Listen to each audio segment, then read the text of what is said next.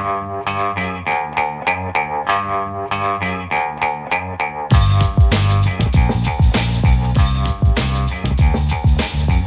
Lehrer on WNYC, and now we continue our Pledge Drive mini-series on some of the lesser-known music worlds of New York City, not the top of the charts types of music, but some of the music scenes around genres that could maybe only be found in an arts-loving city like ours, which is a magnet, of course, for artists of all types. We're hearing about some of these niche music communities and how you can get involved if you're interested as an artist or a listener, and how they make it work in this expensive city when you're not making pop charts kind of art. Our guest for today is Patricia Nicholson Parker, a dancer, choreographer, and poet who is the executive director of Arts for Art, an organization that embraces music, movement, and improvisation in the arts and in activism. We'll hear another clip or two that's relevant to her work as we go for the fun of it. Patricia, welcome to the Brian Lehrer Show.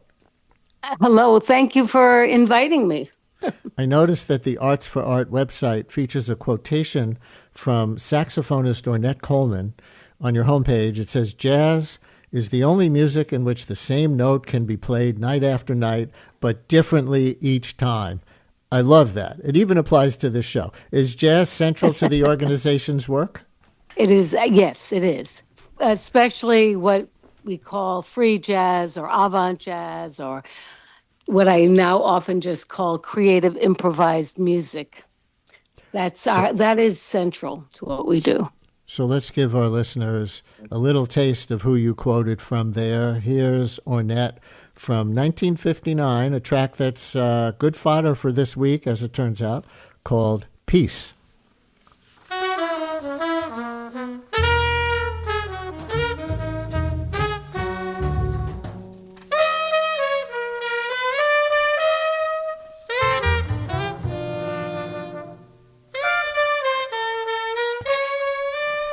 Ornette Coleman. I love Ornette Coleman. Your genre happens to be in one of my sweet spots. And so he comes from a type of jazz known as free jazz, as you said, free improv, not limited to the usual playing around a standard chord progression, you might say, more musically exploratory. John Coltrane, Eric Dolphy, others like that from that era. But you know, Patricia, I didn't know there's still a scene. Where could I find it in New York? Well, we partner with people. So mostly right now we're partnering with the Louvre Annex on 238 North 12th Street in Williamsburg, near McCarran Park. And we're doing a weekly series there. And but we will be doing we're doing the Out Festival there in just a couple of weeks, or in 10 days. And then we're going to do the Vision Festival, which is our flagship event, which we began 30 years ago. Nice. And that's going to be at Abrams Art Center on Grand Street. So tell us a little bit about the Vision Festival. What kinds of work do you feature, and have you kept it going for 30 years? I'm stubborn. That's how I kept it going. I don't let people stop me when I feel something is important, and I feel like creative improvised music is important. Especially, we began it as to make the music more diverse. So, because especially in this free jazz genre, that began largely, not exclusively, but largely by Black musicians from the 50s through the 70s. Those were the origin years of that genre. And it's really just we see it as a continuation of jazz itself, but jazz really, the way I define it is a disciplined disregard for traditional boundaries. Love it. Are you seeing, though, a younger generation get into it? Like in this age when genres like hip-hop or reggaeton or others might seem more relevant to the Black experience, for example. Can you talk about how you see this genre as still relevant? Well, it's becoming more relevant to them now. I'm not some of these things you can't really explain, you just observe. But and it sounds different. It's because they're making it their own. They're bringing elements of from where they're coming from. So there's a lot more electronics, and the electronics are different now. They're, because of course Sun Ra used the electronics anyway.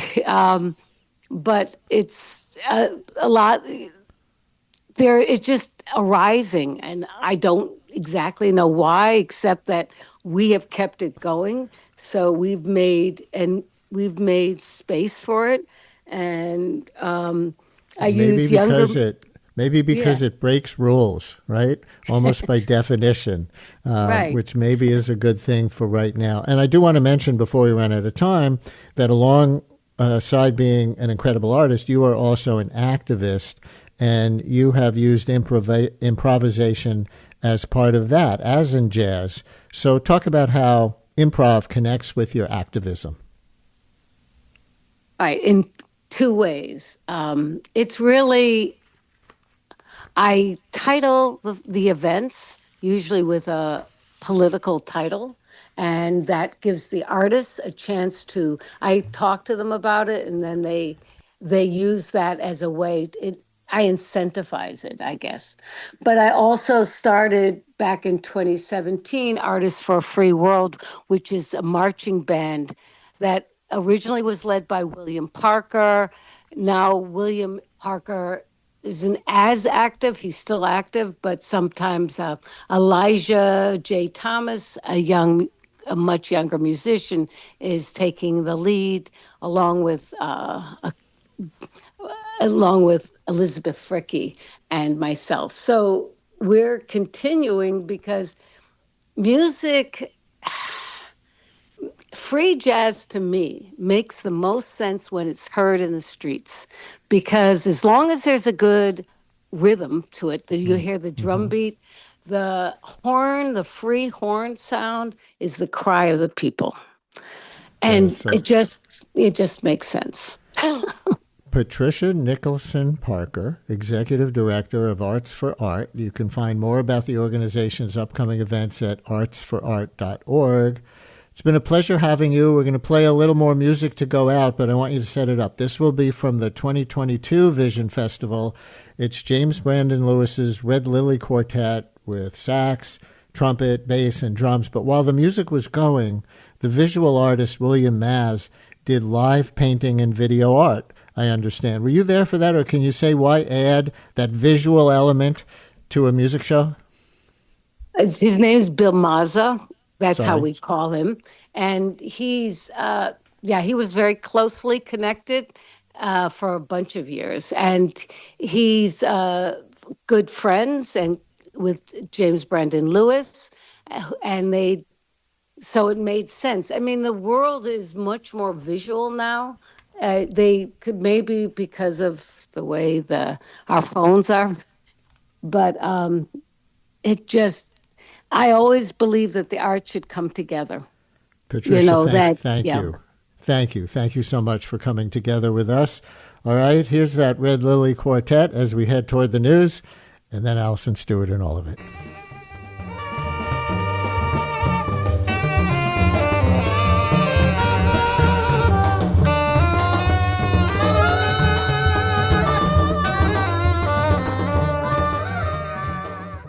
Since WNYC's first broadcast in 1924, we've been dedicated to creating the kind of content we know the world needs.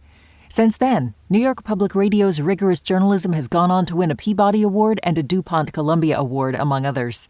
In addition to this award-winning reporting, your sponsorship also supports inspiring storytelling and extraordinary music that is free and accessible to all. To get in touch and find out more, visit sponsorship.wnyc.org.